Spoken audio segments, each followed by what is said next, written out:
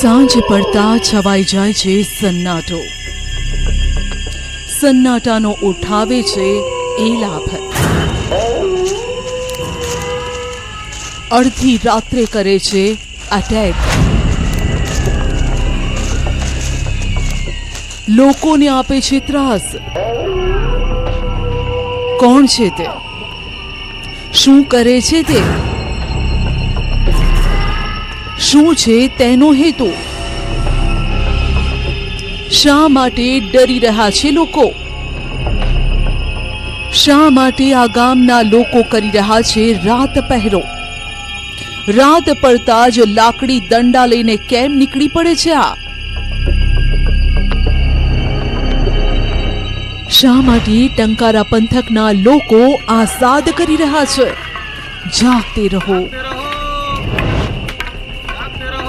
એક એવી રહસ્યમય ઘટના જેના પરથી ન્યૂઝ 18 ગુજરાતી ઊંચકશે પડદો.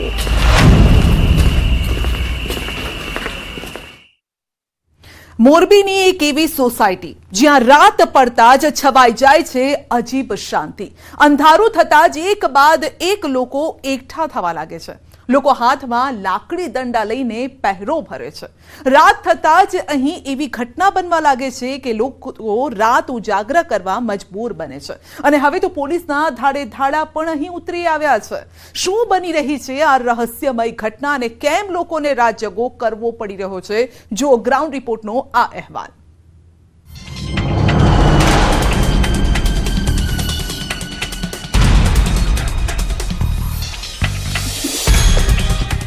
અંધારી રાત, સુમસામ ગલીઓ અને ડરનો માહોલ. કઈ કે રાતે 2 વાગ્યા લગી જાગવું પડે, દીનું કામે જાવ, કેટલા દી હાલે. લોકોને ખબર નથી કે ક્યારે કઈ દિશામાંથી આફત ત્રાટકશે. અમે ફરતો રાઉન્ડ અમે નવીઓને બધે માર્યો, જીઆરડી વાળાએ માર્યો, પોલીસ ખાતા વાળાએ બધે માર્યો, પણ કોઈ જડતું નથી. કારણ કે અહીં એક એવી ઘટના ઘટી છે જેણે ઉડાવી દીધી છે લોકોની ઊંઘ. ભોળા માણસોના હાથમાં પકડાવી દીધી છે લાકડી. આ રહસ્યમય ઘટનાએ લોકોને રાત જગો કરવા માટે કરી દીધા છે મજબૂર. 9 વાગ્યાથી ચાલુ થાય, ટવરક કલાકે આવે, અડધી કલાકે આવે, 2 વાગ્યા લગી આવે. આ મુહિમમાં અનેક સ્થાનિકો પણ જોડાઈ રહ્યા છે. અને હવે આ રાત જગામાં ન્યૂઝ 18 ગુજરાતીની ટીમ પણ જોડાય છે. કારણ કે સવાલ છે લોકોની સલામતીનો. હાલ અત્યારે રાત્રિના 3 વાગી રહ્યા છે. ન્યૂઝ 18 ગુજરાતીની ટીમ ભારે જહેમત બાદ જે રિયાલિટી ચેક કરી રહી છે. ઘોર અંધારું અને આવી ભયાવહ રાતમાં અમારી ટીમ કેમેરા સાથે પહોંચી.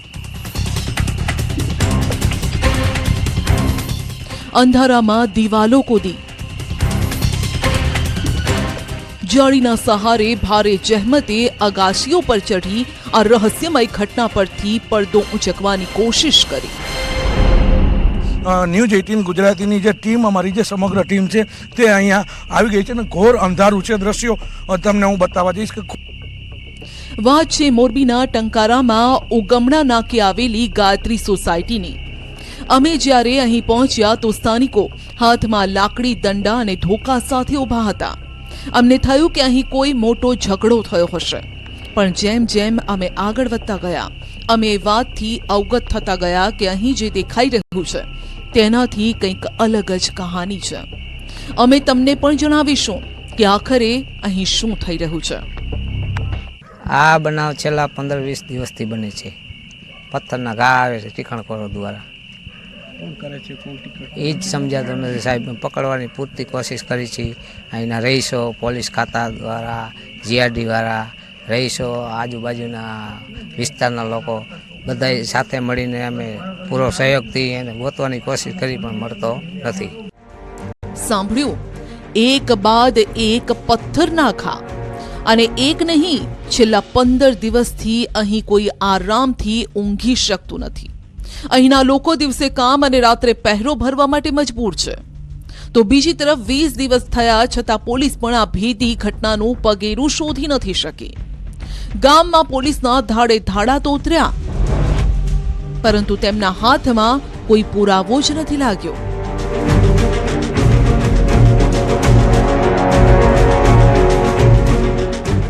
અહીં રાત પડે ને પથ્થરના ઘા શરૂ થાય છે.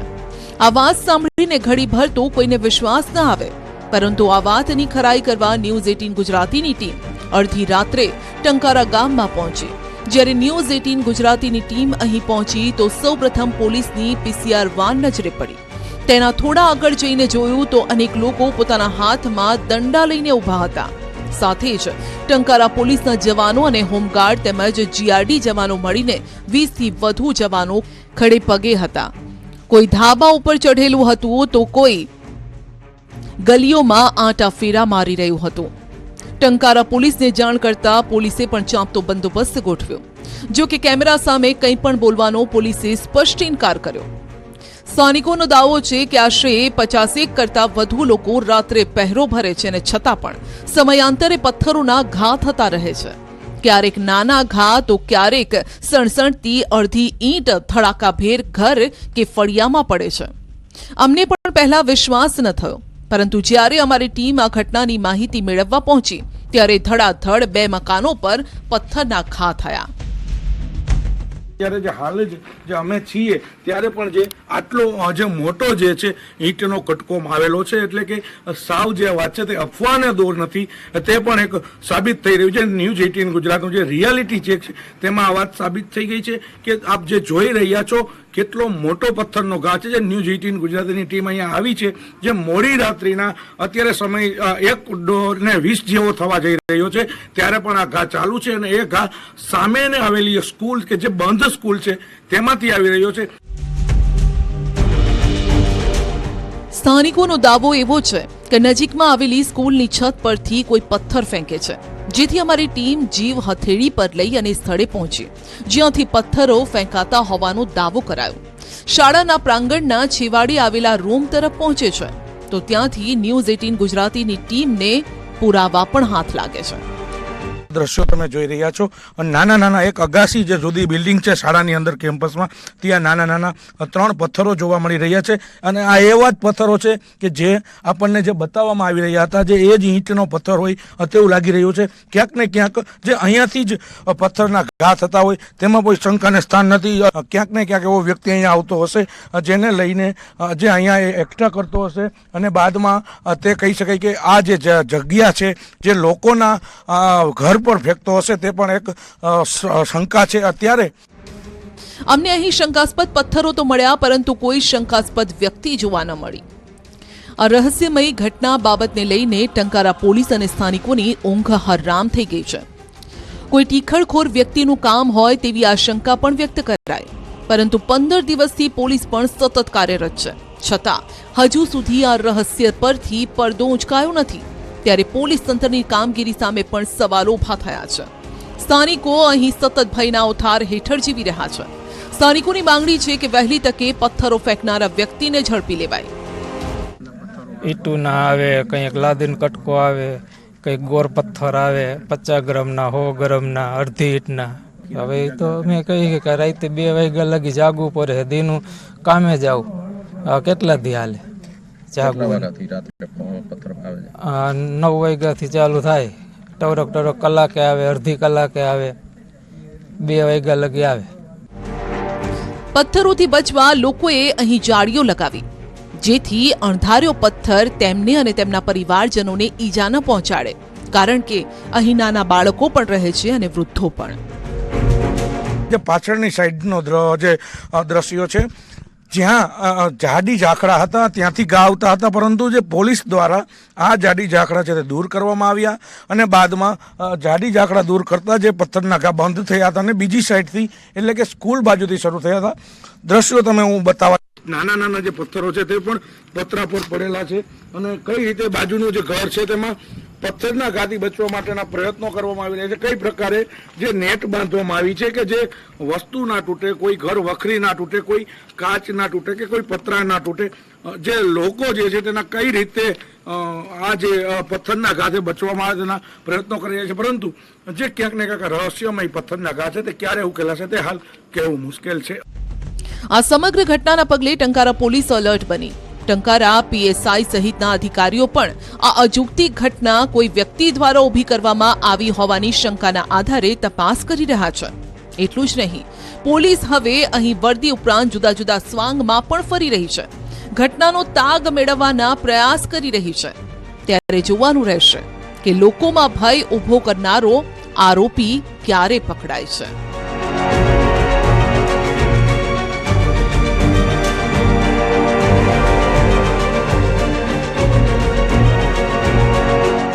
અતુલ જોશી, ન્યૂઝ 18 ગુજરાતી, મોરબી.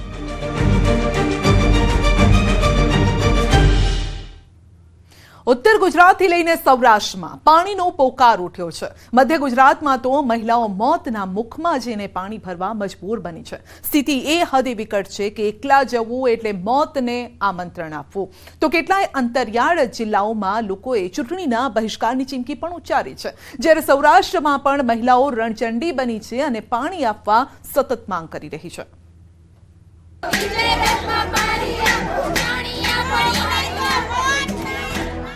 ભર ઉનાળે ઉઠ્યો પાણીનો પોકાર. પીવાનું પાણી તો આવતું જ નથી. ટેન્કરના સહારે સ્થાનિકો. લોકોને ટેન્કર મંગાવવા પડે છે. મોતના મુખમાં જઈ મહિલાઓ પાણી ભરવા મજબૂર. જીવની જોખમમાં પાણી લઈને પીવા માટે અમે આવીએ છીએ. પાણી નહીં તો મત નહીં. નારાજ લોકોએ ઉચ્ચારી ચૂંટણીના બહિષ્કારની ચીમકી. અમે ચૂંટણીનો બહિષ્કાર કરીએ છીએ. ઉત્તર ગુજરાત હોય, મધ્ય ગુજરાત કે પછી સૌરાષ્ટ્ર, અંતરિયાળ વિસ્તારોમાં હાલ ગુજરાતનો નાગરિક તંત્ર પાસે પાણી જ માંગી રહ્યો છે. તંત્રના બહેરા કાને તેનો અવાજ પહોંચાડવા ઉગ્ર સૂત્રોચ્ચાર કરી રહ્યો છે કે પાણી આપો, પાણી આપો.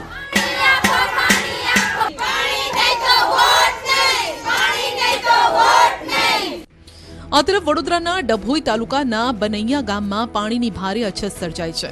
અહીં પણ ગામમાં લોકો પીવાના પાણી માટે રીસરના વલખા મારે છે. એટલું જ નહીં, મજબૂરી એ હદે હદ વટાવી ગઈ છે કે મોતના મુખમાં જઈને ગામની મહિલાઓ પાણી ભરે છે. ગામમાં પાણી નથી આવતું. નર્મદા 16 વર્ષથી પાણી નથી આવતું.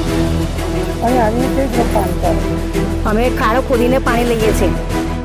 ડભોઈ તાલુકાનું બનૈયા ગામ ઢાઢર નદીના કિનારે આવેલું છે, છતાં પણ પાણીથી વંચિત લોકો પીવાના શુદ્ધ પાણી માટે દર દર ભટકે છે. ખાસ કરીને ગામની મહિલાઓ પીવાનું શુદ્ધ પાણી મેળવવા ઢાઢર નદી સુધી પહોંચે છે. દાવો છે કે માત્ર આ જ ઉનાળામાં નહીં, પરંતુ છેલ્લા 1.5 વર્ષથી આ જ સ્થિતિ છે. ગામની મહિલાઓ જીવના જોખમે નદી પસાર કરે છે, પાણી ઉલેચી ઘર સુધી પહોંચાડે છે. પાણી લેવા જતી વખતે નદીમાં ખૂંખાર મગરોનો ડર પણ સતાવે છે. જો કે મહિલાઓ માટે આગળ ખાઈ અને પાછળ કૂવા જેવી સ્થિતિ છે, એટલે કે ન જાય તો તરસ મારી નાખે અને જાય તો મગર યમદૂત બનીને ફાડી ખાય.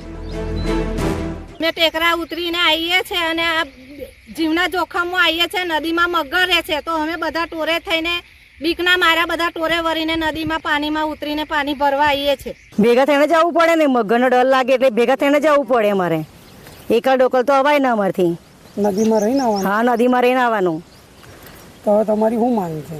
અમારી માંગ છે કે પાણીની અમોને સુવિધા કરી આલો અમોને. આ ગામમાં પાણી માટેના આવા રજળપાટના દ્રશ્યો રોજના છે. રોજિંદા પીવાના પાણી માટે ગામની મહિલાઓ નદી અને કોતરો ખૂંદી વળે છે અને આ જ કોતરમાંથી અવર જવર કરતી વખતે ખૂંખાર પ્રાણીઓનો ડર પણ સતાવે છે, જેથી સલામતીના પ્રશ્નો તો રોજના થયા છે. મહિલાઓ ખાડા ટેકરાવાળા રસ્તા પસાર કરી ઘૂંટણ સમા ઢાઢર નદીના પાણી પસાર કરી અને નદીના પટમાંથી રેતી કાઢી ખાડો ખોદી પીવાનું શુદ્ધ પાણી ઉલેચે છે અને એ વાટકે એક દેગડો ભરતા કેટલો સમય લાગી જાય છે અને આવી તો અનેક મહિલાઓની આ જ કહાની છે. ગ્રામજનોની માંગ છે કે વહેલી તકે પીવાના પાણીની સમસ્યાનું નિરાકરણ લાવવામાં આવે. નદીમાં આવી 3-4 ફૂટનો ખાડો વાડકે ખોદીને પાણી ભરવું પડે છે અને નદી ક્રોસ કરવી પડે છે. મગરના ભયના ઓથાર નીચે આ પાણીનો જીવના જોખમે સંઘર્ષ કરવો પડે છે.